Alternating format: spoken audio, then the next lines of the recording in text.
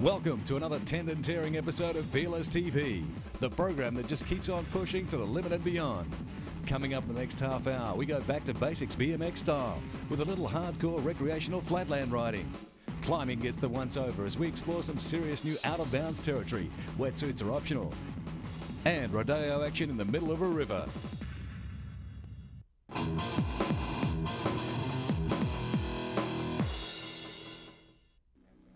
If you've never attempted the sport of canoeing, you could be forgiven for thinking that the words canoe and rodeo should not belong together in the same sentence, let alone be used to describe a rapidly developing sport in both Europe and the USA, a sport responsible for attracting huge crowds wherever it's held.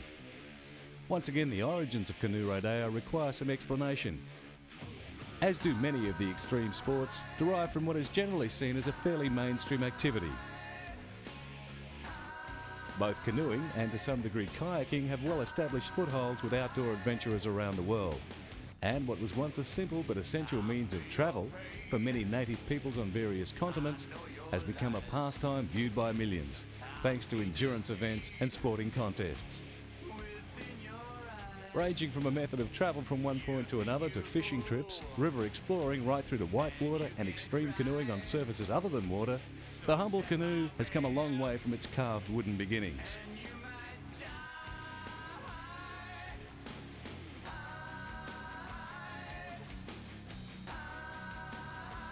Drawing its base from both whitewater and slalom canoeing, where holes or eddies behind rocks and other obstacles create a different flow pattern in the water, canoe rodeo could best be described as freestyle or expression session of canoeing.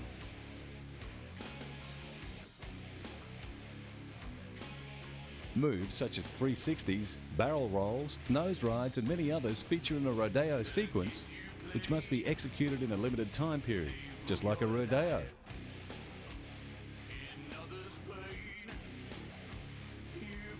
The size and style of these manoeuvres is determined largely by contestant skill and to some degree the speed and depth of water flow through the hole.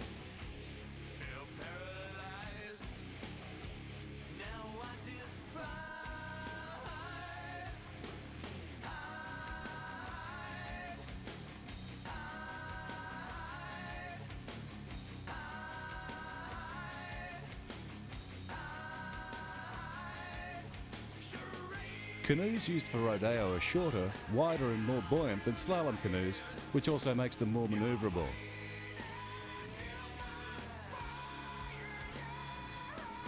When executed by someone at a reasonable level, canoe rodeo looks a bit like this.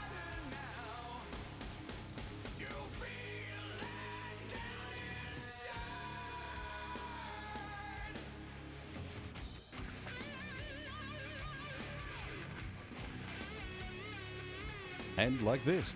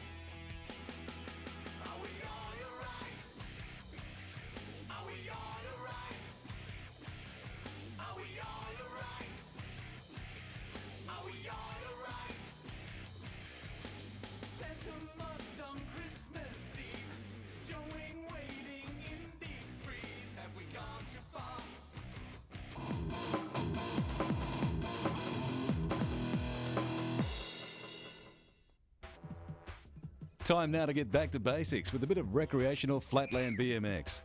Out in the back blocks without the pressure of competition and the hordes of fans eyeballing every move. Just some trees, grass and a dirt track with some interesting bits for inspiration. They call it flatland BMX because there are no man-made ramps or half-pipes, and many flatland competitions are held on basketball courts or large flat areas of bitumen.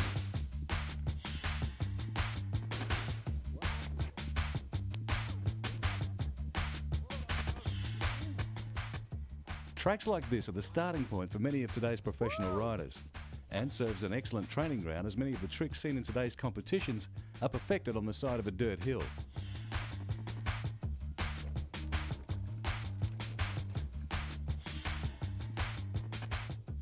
The benefit to riding in areas away from the multitudes of spectators is the chance to perfect many of the big air moves and try out new tricks in front of a select few friends. This builds confidence and often gives rise to spectacular tricks which find their way in expression sessions.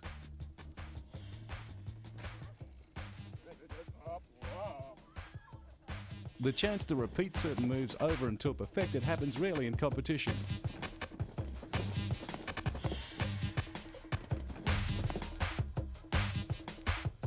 So blasting away outdoors is the ideal way to discover what is and isn't possible, with only your mates to laugh if it doesn't come off.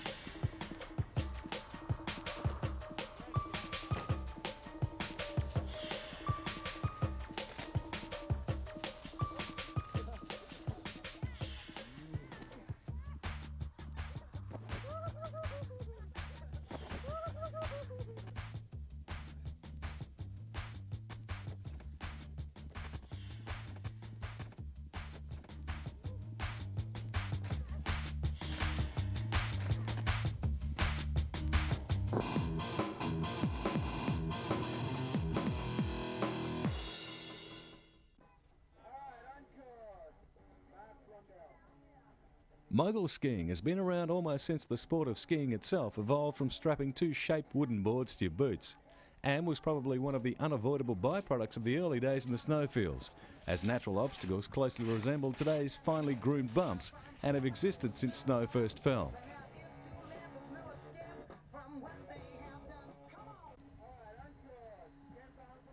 With the progression of technology over the years redefining the effectiveness of bindings and the shape, speed and response of skis in the snow, it was only a matter of time before human ability to tackle bumps increased dramatically.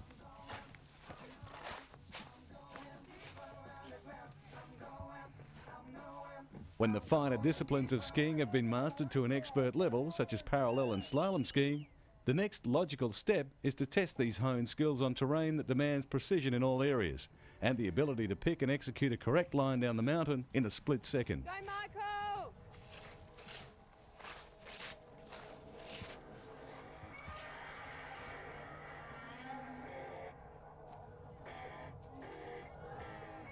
Along with the sharpening of these skills, amazing leg fitness and a highly developed sense of balance are the other key ingredients required to reach some level of competence in the bumps. The majority of skiing on this terrain takes place from the waist down, with the body supporting two giant shock absorbers, in this case being the legs, which serve to soak up all the bumps and attend to steering.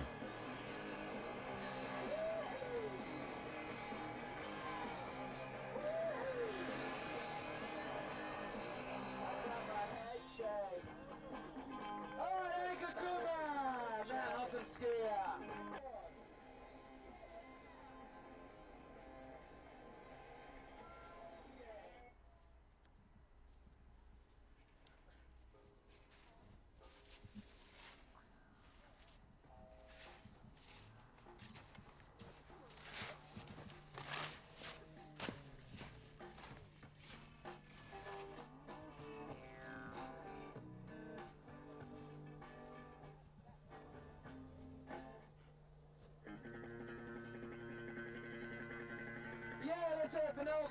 Hold on.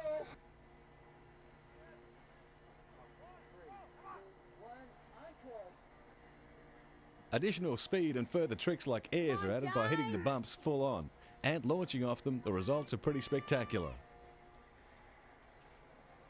Come on, Jane! Come on, Jane!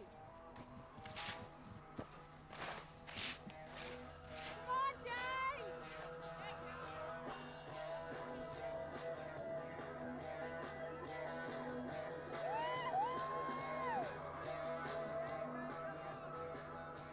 Yeah, Jane Sexton.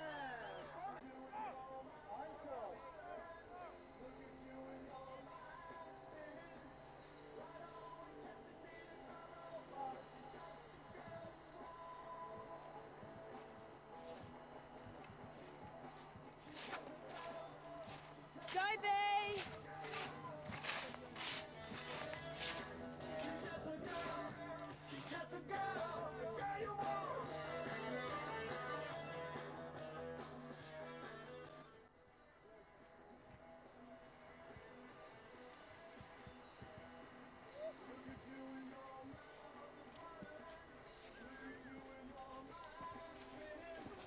When it all comes together, runs like this result.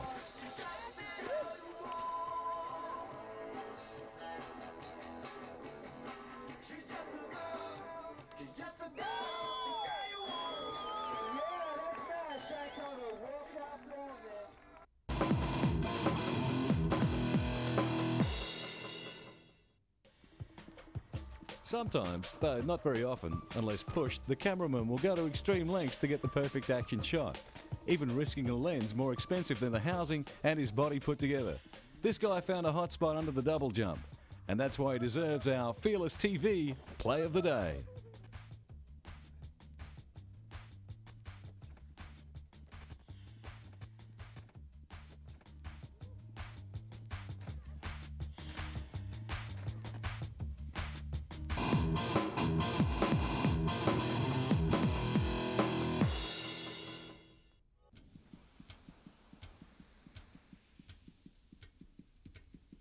What more is there to say about bungee? Things just haven't been as interesting since they banned the double bungee.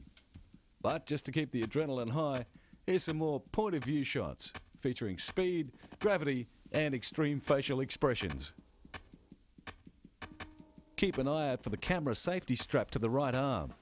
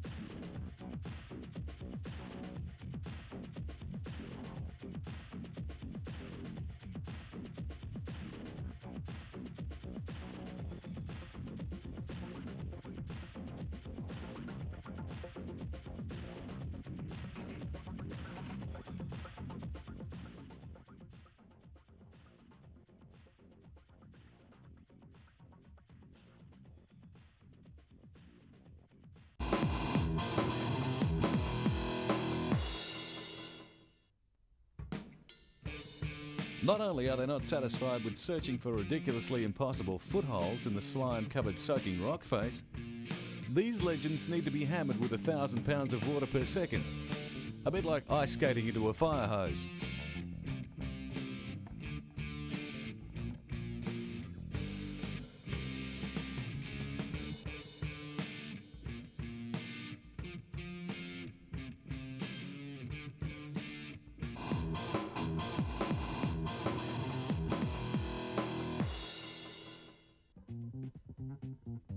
The boogie board has been traditionally seen as the training ground for those not quite ready to stand on a surfboard and face the pounding waves, or for those who prefer to be much closer to the water and use their bodies more to harness the power generated by the waves' momentum.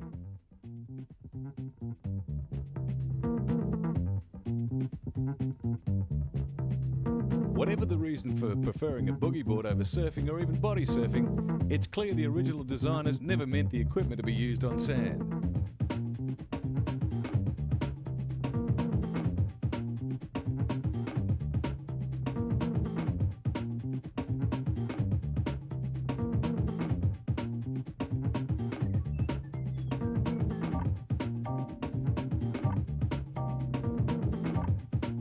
But as in the case of snowboards in sand dunes and the riding of car bonnets on desert salt pans, various pieces of equipment find their way into bizarre locations purely through experimentation by extreme athletes, which is a good thing.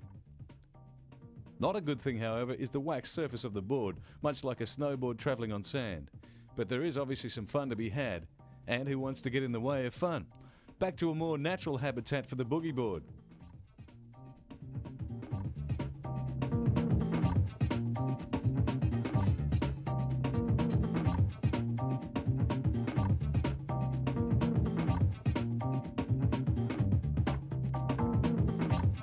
In the water, not in its intended use, but when there are no waves to be had, improvisation is the purest form of expression.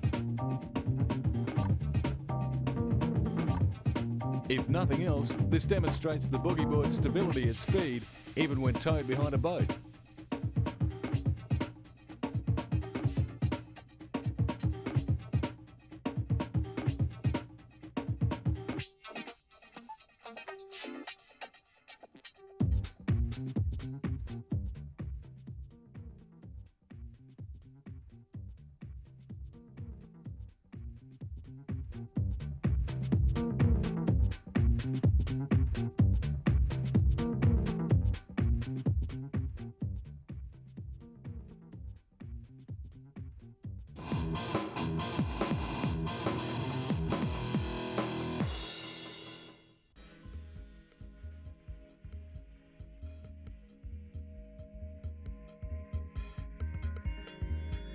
Climbing, whether it happens on rock ledges or cliff faces, anywhere outdoors where the unpredictability of nature is involved, is hazardous at the best of times. But these hardy adventurers are about to take it to the extreme. The first stage in this mission is to abseil over new territory, a leg-burning exercise through thick bush and rocky outcrops to reach this secluded site. Even at this point, a fall could spell disaster, as rescue from this area can only be accomplished by helicopter.